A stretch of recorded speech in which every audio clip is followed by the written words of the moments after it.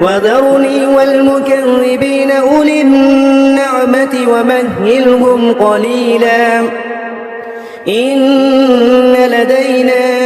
أنكالا وجحيما وطعاما ذا غصة وعذابا أليما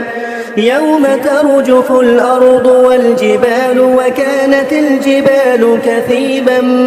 مهيلا إنا أرسلنا إليكم رسولا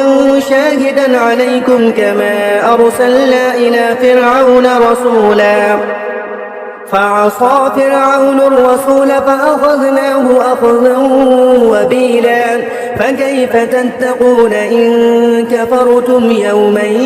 يجعل البلدان شيبا السماء منفطر به كان وعده مفعولا